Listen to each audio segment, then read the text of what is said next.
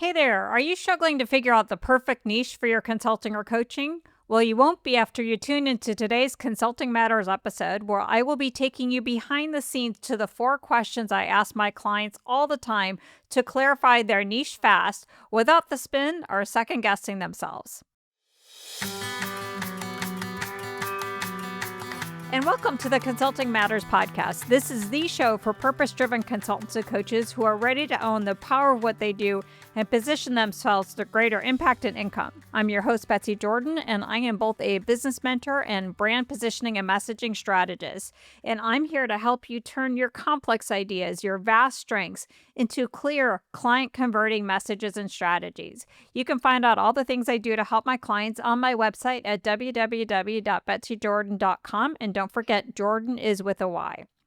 So today we're getting into the whole concept of figuring out your niche. So last week on the show, I had Deborah Masick, who is my client, and I've been working with her for the past 6 months on really clarifying her niche, her ideal client, her brand positioning, her messaging, her offers, her website, and everything else. And so we got into a great conversation last week. If you missed the episode, definitely go back and tune in, all about how she really identified that giving herself a promotion was the thing she wanted to do with her business. And what unclocked her niche clarity was asking herself that question, like, how do I make sense of all the things that I'm great at? And then coming to the realization, like, hey, it's whatever will give me a promotion, is what she wants to build her business on. So that was really amazing. Great insight. And so many people are probably thinking, like, great for Deborah. She got clarity on her niche and her direction. How do I apply this to me? So how do I make this happen in my world? So that's what I want to do today is I want to get into the practical how-tos, the exact questions I ask clients like Deborah. Like, I might not stumble on that perfect question that worked for her, in the course of that conversation, but at least virtually through this podcast, hopefully I'm going to give you some insight. And I want to tell you right off the bat, I get it. Figuring out your niche is not easy. It was not easy for me when I was first starting out my business, and it was definitely not easy when I was pivoting my business from consulting to the brand positioning and messaging I do now.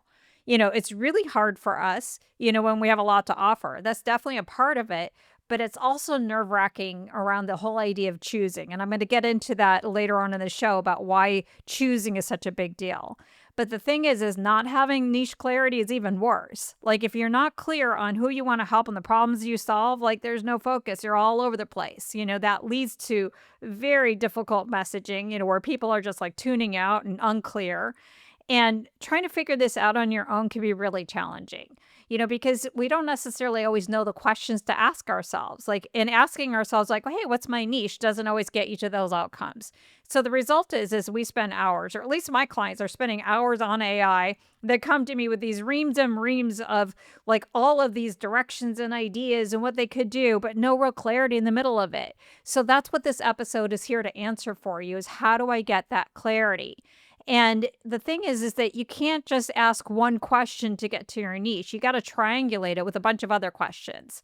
And so that's what I'm going to share with you in today's episode is the 4 questions I ask my clients to get them to that niche ideal client clarity so they can have focus and movement and momentum in their business.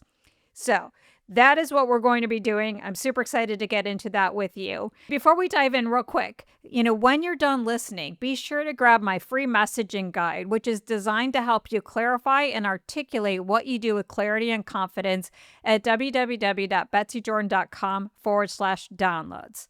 Now, without further ado, let's get into the 4 key questions that I ask every client to help them figure out their niche and ideal client. So the first question. Are you clear on what a niche even is? And are you truly ready to nail yours? So it sounds a little bit like 2 questions in one. So I'm just going to put them together. And I ask this question in so many different ways, in so many different opportunities. Like when I'm meeting with a client in a discovery meeting, this is one of the questions I'll go over with them because I want to make sure we're on the same page. And when I'm onboarding clients. And the thing is what your niche is and isn't is really important. So your niche is not your methodology or your big idea. It's really your brand position, which is really grounded in who you serve. So when you think about your niche, it's first who, then what. It's really focusing on who you want to help and the problems you solve. And your brand position is where you can make the connection between that and you. So your brand position is also can be seen as the unique space you occupy in the market and the minds of your ideal clients. You could also look at it as this is where you fit in and stand out. It's really clarifying, like, this is your ideal client.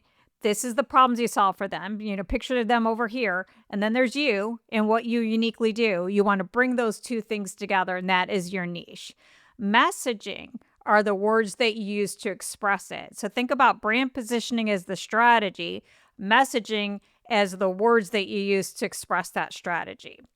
So when I explain this whole concept of brand positioning and messaging, especially my discovery meetings, people are nodding their heads like, yeah, this is exactly what I want. And then I share, are you sure? Because in order to make this happen, there's this number one thing you need to make a shift on, which is you have to shift the spotlight from you and what you do onto your ideal client.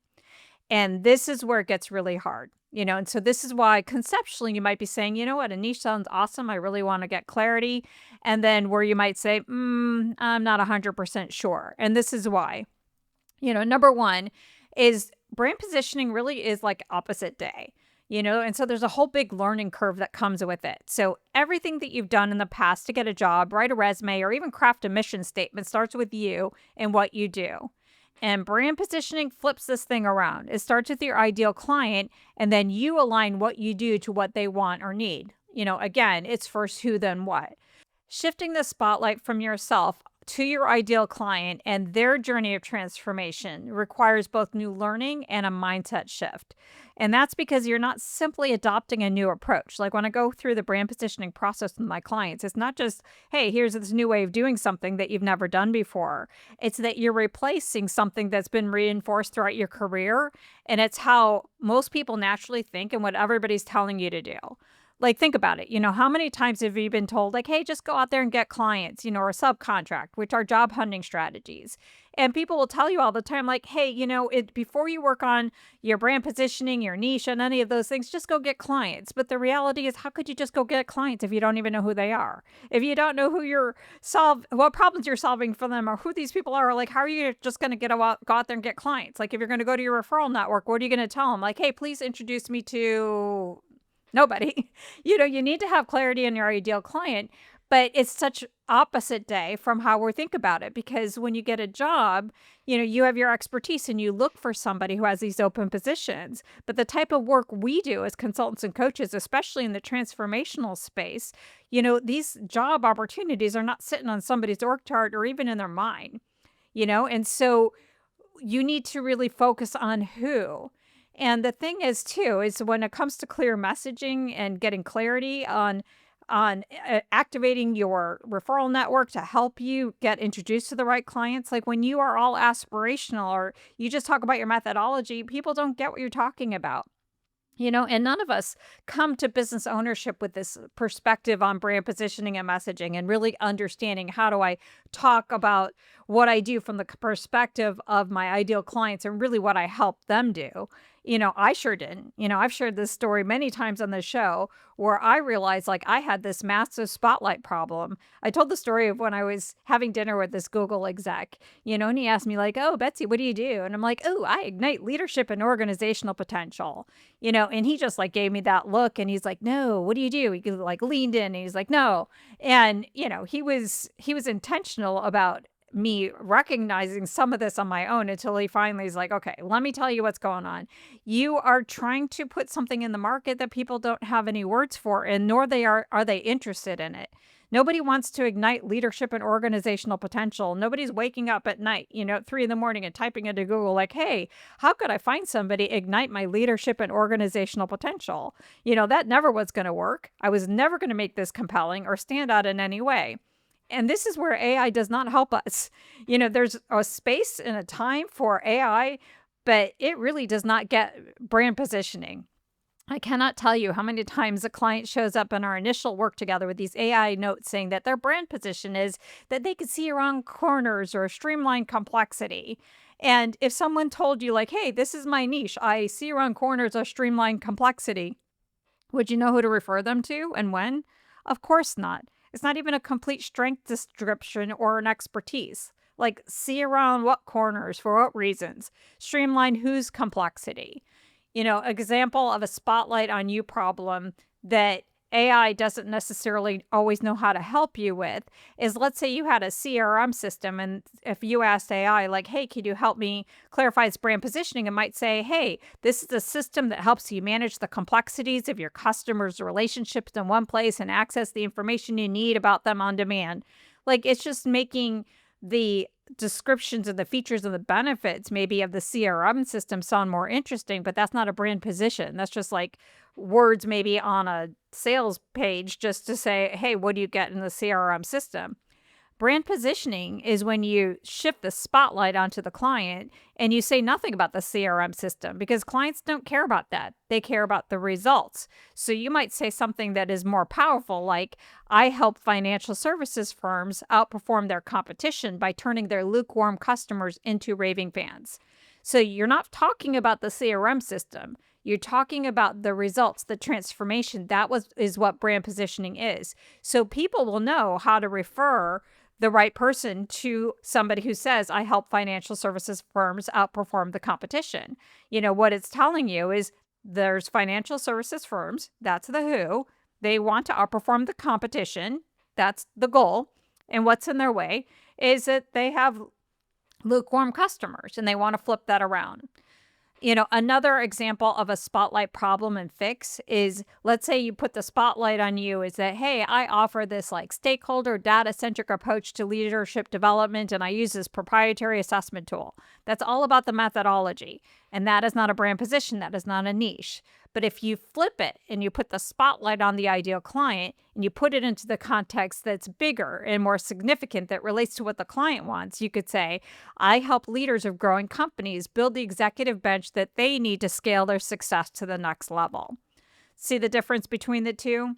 So the spotlight is a big part of clarifying your niche, and moving that spotlight to your ideal client is what will create that clear position in the marketplace, make it super easy for the people who could recognize themselves, say, I'm your ideal client, or I know how to introduce you to them. That is a huge part of it, but it is opposite day. It's opposite of what you know. The other reason why choosing your niche is really difficult is it's a strategy decision, and strategy requires choice. At its core, strategy is simply a series of difficult decisions and trade-offs. In fact, the root of the word decide comes from the Latin meaning to cut off.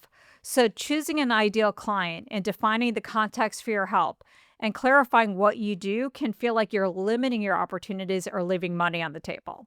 So this is where all those scarcity fears, start raising their head. But the reality is strategic focus works more like pruning than cutting back. So like, just as pruning helps a rose bush grow stronger and produce more blooms, narrowing your focus, clarifying your niche positions you for the right clients and leads to those messages that resonate, which creates more opportunities, not fewer, but it doesn't feel that way.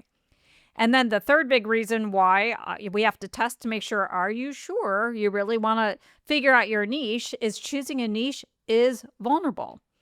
Putting a stake in the ground and saying out loud to the market and your network, this is me, this is who I'm here to serve, is both empowering and extremely vulnerable. It stirs up those fears of being seen and imposter syndrome. And so that's why that there's this payoff to the confusion and double-mindedness. Like, I really want to choose a niche and get known for what I want to be known for, and I don't want to limit myself. So you go back and forth on this one. So bottom line, to have a standout consulting or coaching brand with clear messages that resonates with the clients you want requires clear brand positioning first. There is no other way around it. So to get the benefits of clear messaging, you need to make decisions on your brand position, which is your niche and your ideal client, or it's grounded in that. And therefore, you're going to have to be willing to embrace the vulnerability, the learning curve, the fears, the self-doubts that come with making that choice. So now it's your turn to reflect on your answer to this question. So before you spend 1 minute trying to figure out your niche, ask yourself if you're really ready to figure it out, and if you're willing to cultivate the courage to address the fears, the imposter syndrome, and the vulnerability that will likely get triggered. You don't need to have full confidence, like, oh yeah, I could totally do that. It's the courage, and we all know what courage is courage means that you move forward despite those feelings of fears and imposter syndrome and all of that kind of stuff. So don't spend any minute figuring out your niche unless you come to this decision that, yes, I'm ready and I want it. Got it? Awesome. Okay, let's move on to question two. And question two is really more of a set of questions to get you to who your ideal client is and how would you define and describe them. So the overarching question is how would you define and describe your ideal clients? But it's really hard just to answer that question alone, just like it's hard to answer the question of like, what's my niche? So we have to ask a bunch of other questions to get to this clarity. So let me give you some examples of some of the questions that you might pose to yourself to help you arrive at this clarity. So one of the questions is, of all the types of expertise that you've built over the years, which one do you want to use as the foundation of your business moving forward? And who is this person and this expertise most relevant for? So this was the question that provided the breakthrough for Deborah. So we unpacked her career backstory and the different iterations of her career, identified her applied expertise of integrating the ROI methodology into her L&D leadership approach, which allowed her to elevate her own strategic positioning and her L&D and reposition L&D as the essential measurable driver of the business. So when we asked the question, like, well, who's the logical ideal client for this expertise, it became obvious that it was L&D executives. So that's one way you can figure out who your ideal client is. Another way you can look at it is look at the backstory behind your consulting or coaching, and ask yourself like, hey, what's the change you want to see in people or the organization that's driving you towards consulting or coaching, and then think about, well, who's the person that you envision going through this change? So a couple episodes on the show, I had Rochelle on the show. So Rochelle Stone, and we talked about her experience figuring out her brand positioning back in 2017. So her coaching business was born out of her full body experience with burnout and recovering from that. So that pointed to her ideal clients who are type A overachievers like her, typically executive type of people in high stress careers. And so that became obvious as we unpacked her backstory. Or another question you could ask yourself to get to who your ideal client is and how would you define and describe them. It could be something like, who are your best clients that you've loved working with and who equally love working with you? And what do those people have in common? Like, this question is what totally worked for me, especially when I was in that pivot point, when I was pivoting from consulting and working with executives to working with individuals who are consultants and coaches. And what I started paying attention to is who I love working with. I liked working with mid-career professionals. I wanted to work with consultants and coaches who were in it for reasons beyond the money, that they wanted more purpose and meaning in the work in their life. And all of my clients tend to have some sort of sage, strategic, analytical side to them, and they're after sustainable success versus like, hey, you too can make $1 million consulting or coaching. Like, that's not my ideal client. So there was like this value aspect to them as well. So from a demographic standpoint, my ideal people are mid-career, so I want people who are at least like 40s plus. Consulting or coaching business owners or somewhere on that journey is a big part of it. They're purpose driven from a value standpoint, and from a personality standpoint, the strategic analytical type of people, I work best with. So that could be another way that you could figure out who your ideal client is. I wish I could tell you like, hey, here's this one magic question that will give you instant clarity on your ideal client and niche. But you just might have to ask yourself several different questions. So you might have to triangulate it. But if you pay attention, start really paying attention to the people around you, I believe the right clients are going to appear because they are in your orbit somehow. They will make logical sense. Like, your ideal clients are people that you have some sort of experience working with in the past or are an earlier version of you. So I've had one client who never worked in corporate. He was somewhere in his 30s, never really had a fully professional job, and he wanted to work with executives on burnout and stress. Like, that was a kind of a leap to be able to say, okay, I get it. You have an expertise over here, but you haven't worked in the C-suite. So that might not totally be relevant. So you just need to pay attention to who your ideal clients are. They're going to be in your orbit. They're going to be people that you've worked with in the past in some sort of iteration, or they are going to be an earlier version of you, but they are going to make sense. So now it's your turn. I want you to think about who is the client that lights you up. And this is one of the key phrases I use all the time with my clients in our one-on-one work. They probably get so sick of this. If you are listening and you are my current or recent client, you're probably like, oh my gosh, do you have any other phrases, Betsy? But it's if you had it all your way, who would you love to fill your client pipeline with? Like you really want to choose that direction because, the best clients aren't there just to make you happier, but to make you more profitable. So answer that question around like who would you love to fill your client pipeline with? Okay. Question 3, the biggie, the most important question. What is the context for your help? This question is about when and why someone needs you. And this reason isn't that they're looking for a consultant or coach. So let me give you some tough love here. No one hires us for what we do. They hire us for the results that they get from what we do. Because let's be honest, what we do isn't fun. It's challenging. We force people to confront their dirty laundry, things that are not working the way that they want them to, or the fear of the unknown. The process isn't fun. Like, I know this firsthand because I just signed up for my own coach. So I just hired a personal trainer to help me build muscle and get more fit. And I hate weight training so much. I'm going to see my trainer today, and I love her as an individual, but I'm not looking forward to what she's going to make me do. Like, not at all. Am I looking forward to the results? Yes. Am I looking forward to the process? No. There's nothing that she could say that's going to make me more jazzed about lifting weights. She could tell me about, the specialness of the bar that she might eventually try to get me to or how cool the weights are. Never going to like it. I'm going to like the results, so I'll get committed. So the context for your help is when a client has a goal that's specific, meaningful, and qualitatively different from what they are experiencing today, and they somehow cannot achieve this on their own. And that is why they need us. So for example, I've had Leslie Faircloth on the show, and people don't hire her. Her diverse small business owners don't hire her because they're inherently excited to learn the inner workings of the defense industry contracting process.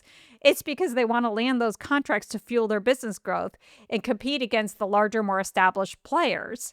My clients do not love everything that I do with them to try to get them to clarity and confidence in what they do. Like if you listen to the show for a bit, you've heard their struggles, but what they like is the outcome and the resolution of the problem that was standing in the way of their goal. So now it's your turn. I want you to think about your ideal client, why they really need your help. And it's not because they're looking to hire a consultant or coach. It's because they have a single defined goal that they are trying to achieve and something is in their way. Maybe their goal is about their personal life. Like maybe they're trying to find love or build a harmonious family. Or maybe it's about their career where they're trying to start a business or become a speaker. Or maybe it's about their organization where they're trying to take their company to the next level or turn a startup into a thriving enterprise. What is it that they're trying to achieve? And then what's in their way? What's the big time performance problem theirs or somebody else's that is standing in the way of that goal? And if it's changed, if that performance problem is flipped around, would allow them to step into the future state that they want. Do they lack clarity and vision? Or they have a struggles with conveying their ideas in a compelling way? Do they lack the right people, customers, clients, investors? Are they using outdated leadership and operating practices? That's what you really want to unpack. And this is the hardest thing. It's almost like this is the $1 million question. Like, what's the context for your help? And if you don't know the answer to these questions, here's some tips of what to do about it. Talk to them. Just go talk to your clients. Like you can definitely, just have like a 10-minute coffee or, virtual coffee on Zoom or take somebody out for coffee. People really want to help. And all you have to do is to say, you know what, I want to be able to attract more people just like you. Can I have a few minutes of your time and ask them questions about, what was the situation or challenge that they were dealing with before you started working together? Or you can ask them that you've worked with in the past of like, hey, what do you think I do that's different than that other people? But how does that relate to the problem you were trying to solve? Like just ask them and then really listen to what they have to say. I mean, you could send out a survey. You could do a lot of different things to connect with clients. You could stalk people on social media, see what they're posting. You can go look at Amazon reviews and see what they're talking about as it relates to books. Like, hey, they really like this about a book or they didn't. So you can start to think about different ways that you can get in front of clients and have conversations with them. But the key is ask them questions and really listen to what they had to say. When I was pivoting my business from consulting to what I do now, that was the thing that I did is I listened deeply. I stopped trying to tell the market what I wanted it to want from me, and I started listening. People are coming to you for help all the time. They're just intuitively are guessing what you're good at and what kinds of problems you're there to help them solve. Are they coming to you because they're like, oh, my finances are out of control and they're coming to you for that problem? Or is it that they're struggling in their relationships and they know that you could help them find their way through, or are they struggling with a complex situation and they want to look at something differently? I don't know what it is, but this is an opportunity for you to get more curious and really talk to people. Okay, so now you got your to-dos is to answer the context of your help, and if you can't, go talk to people. Now let's get to question 4. What are the gaps in the market that you can uniquely fill? So the competition becomes irrelevant when you fill a gap that no one else is filling. So what you want to do is identify what your client is doing today to solve their problem and achieve their goal, and in what ways those solutions are totally crushing it and what's missing, and then just go the other way. What I love about what I do is I created my own niche. Like, sure, there's a ton of business coaches, but most of them focus on marketing and sales. And the trend is towards the one-to-many offers. And I've gone the other way. I've gone to bespoke. There's a ton of branding firms out there, but they don't have my 30 years experience in the consulting or coaching industry or my unique gift of framing ideas.